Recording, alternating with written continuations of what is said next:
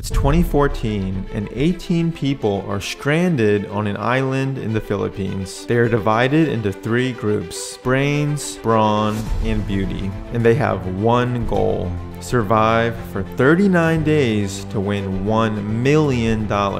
This is season 28 of Survivor. I have never watched Survivor before, or really any reality TV, but some friends recommended starting with season 28, so I decided to give it a try. I wanted to see why people claim Survivor is one of the best reality TV shows of all time, because my goal was to answer if I could become a Survivor fan after just 1 season. To make this even more fun, I wanted to do a Survivor fantasy draft. My opponent would be the woman I live with, also known as Mrs. TV Guide. Here are the rules. Rule number 1. We each pick 3 players. Whoever's last remaining pick survives the longest wins. And rule number 2. The loser must buy the winner a sweet treat. So we had to do some research on the 3 tribes. First, what I thought would be the strongest tribe: brawn. There was a hairstylist, 2 police officers, a former NBA All-Star, a Pilates instructor, and a martial arts instructor.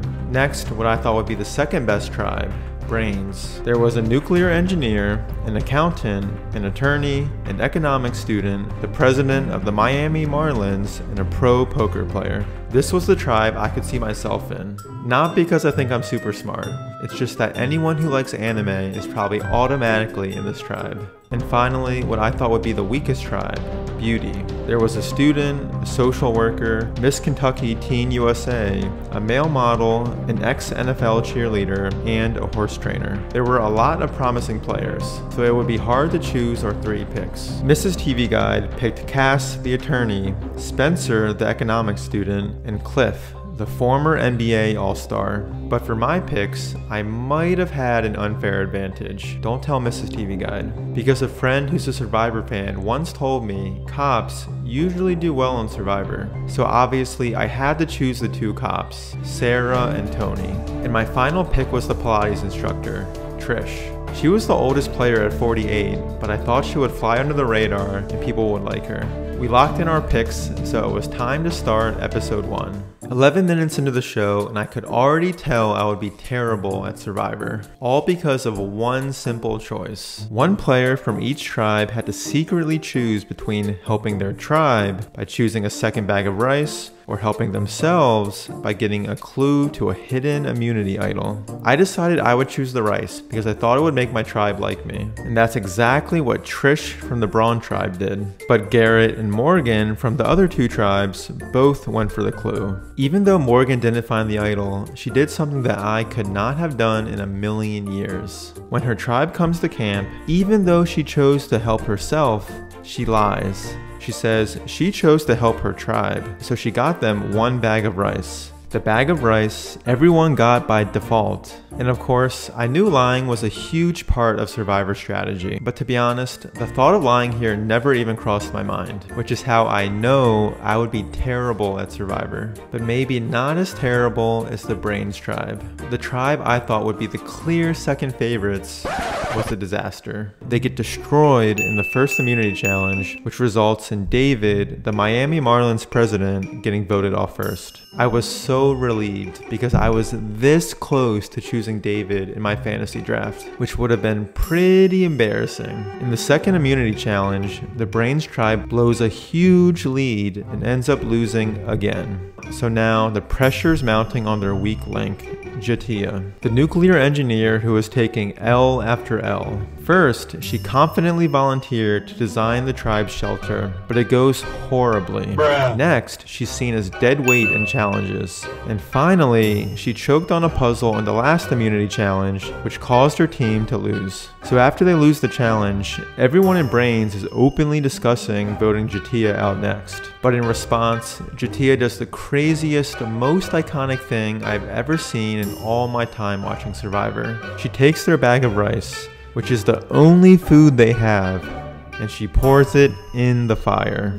So at this point I'm thinking, surely she's getting voted off next. Don't call me Shirley. But instead, it's Garrett, the self-proclaimed Brains leader who Tasha and Cass can't stand. I could not believe Jatia was still here. Short term, this may not have been a good move, because Garrett was clearly the best of challenges, but I really enjoyed seeing my first blindside. Unfortunately, I forgot to record my reaction, but I did get the reaction of our two cats, Sir Alex and Hans. They were in a complete state of shock. This was just the first of many more blindsides to come. To wrap up episode 1, my initial thoughts are that the Brawn tribe is the clear favorites at the moment, and my MVPs so far are Cass on the Brains tribe because she's very blunt. Who do you want to vote out? Are you good as long as it's not you? I mean, honestly, I'm leaning towards you. And Tony on the Brawn tribe. I can already tell he's a character. He has a funny New Jersey accent, and he's always doing something entertaining, like building his spy shack. This was only the beginning of Tony's crazy antics this season. In episode 2, Tony is already up to something shady. There's another cop in his tribe, Sarah, who he wants to get on his side. Tony tells Sarah that he heard 2 of their tribe members, Cliff and Lindsay, talking about her, saying they want to vote her out, which of course is a lie. Here's Tony describing the made-up conversation. And Lindsay said, Sarah, oh, I like Sarah. I like Sarah. He also reveals to her that he's a cop too. So they make an alliance called Cops R Us. Tony swears on his badge they're in it together. However, you'll see Tony swear on a lot of things this season. His badge, a wife, baby, even his dead father. Because to him, that doesn't mean anything to me swearing on my badge. Whatever I have to do, I'm gonna do. It's as simple as that. Meanwhile, the vibes at camp are at an all-time low right now, because it's been raining for like 24 hours straight. So considering the shelters are just sticks and leaves, everyone's getting soaked. Just look at their hands. They can't even sleep at night because they need to huddle for warmth. So as I was watching under a nice warm blanket on my couch at home, I was so thankful not to be there with them, because I don't even like to camp, and this was like camping times 1,000. Anyway, the Brains tribe finally wins their first immunity challenge. After their train wreck start to the season, you could see how much it meant to them. So for the first time, Brains didn't have to send someone home that night, which was huge. Before we go to episode 3, I just want to say I've been really impressed by the host so far, Jeff Prost. He wasn't afraid to call people out at tribal councils. I don't see it that way at all. Isn't that what you just said? Or crack jokes. There's been talk of the town. There's talk of the town. There's been talk of the town. Morgan, with all the talk of the town. I thought he was doing a great job, and he really added to the show. In episode 3, the Brawn tribe had a very interesting strategy for the next immunity challenge. Everyone except Cliff and Woo are going to try to lose on purpose. Because if they lose, they think they can vote off Cliff. But there's one thing they didn't account for, which throws off their plan. Just how terrible the Brains tribe is. Brawn is doing everything they can to throw the challenge, but the Brains are so bad, they still manage to lose somehow, which was pretty funny. We tried so hard to blow that challenge. That team sucks. So Brains must once again vote someone off that night. And of course, it's Jatia, which was long overdue.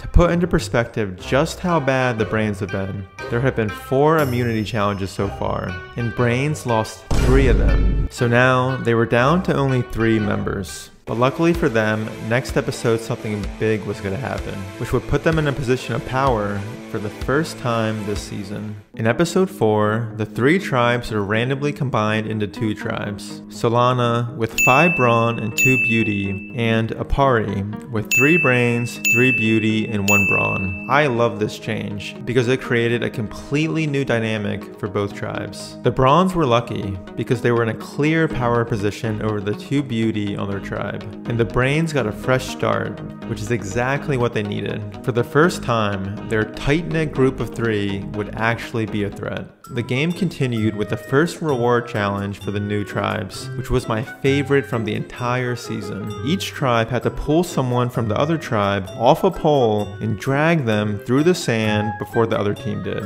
So of course, the tribe with Cliff puts him on the pole, because he's a former NBA player who is 6 foot 10 inches tall and weighs 245 pounds, which just seemed unfair. Cliff is even laughing at them as they try. Meanwhile, Alexis on the other tribe loses in 19 seconds. Then we have the first immunity challenge for the new tribes. Apari, the new Brains tribe, is seen as underdogs, but they managed to win.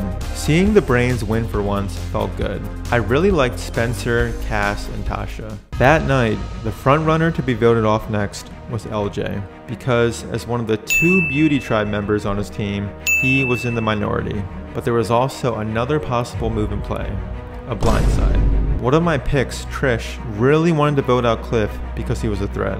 And to be able to do this, she needs to convince Tony to flip from voting for LJ, the easy pick, to Cliff. And that's exactly what Tony does. Cliff is voted off, leaving half the tribe shocked, and the other half pleasantly surprised. But more importantly, this meant that the first L in our competition would go to Mrs. TV Guide. I wish I would have recorded my reaction to this, because I was so happy she lost her first pick before me. But luckily, I was able to record the reaction of Sir Alex and Hans. They were going absolutely mental. Please spam the comments with, Sir Alex and Hans are so cute. They would love that. So things were looking good for me because I still had all 3 of my picks left. But then we watched the preview for the next episode and I got nervous because it seemed like one of my picks was next on the chopping block. In episode 5, one of my picks, Trish, is beefing with Lindsay. The 2 clearly hate each other. Trish straight up tells Lindsay she doesn't like her. Things are escalating. Lindsay is saying she's on the verge of physically hurting Trish. It gets so bad that Lindsay feels she only has one option left. Something that I've never seen in all my time watching Survivor. She decides to leave the show, making her only the 11th person in Survivor history at that point to do this. It was unfortunate, but it meant the vibes were instantly way better in the tribe after this. And more importantly, my girl Trish was safe. Now, it's back to business for the Solana tribe, who win the next immunity challenge. So Apari votes out Alexis, the person who got dragged like a ragdoll in episode 3. Now, there were 11 players left, 5 in Solana and 6 in Apari. I felt pretty good about my chances of winning the sweet treat. However, things were about to change big time in episode 6, which was the highest rated episode in the entire season. I couldn't wait to watch. So 5 episodes in, and I have to say, so far, Survivor was a lot more fun than I thought it would be. Every immunity challenge had huge repercussions, which made them fun to watch. And even the reward challenges were exciting. Because when you're on an island for weeks, you're starving, and all you have to eat is white rice, you would kill for a bunch of cookies and donuts. Also, there were a lot of great characters this season. My MVPs so far were Spencer, Tony, and Chaos Cass. And Mrs. TV Guides were Cass and Tasha. However, I wouldn't say I was a Survivor fan yet. It would all depend on the remaining 9 episodes. So subscribe and join me for part 2 next time. And until then, go watch another one of my videos. YouTube thinks you like the video on the screen right now.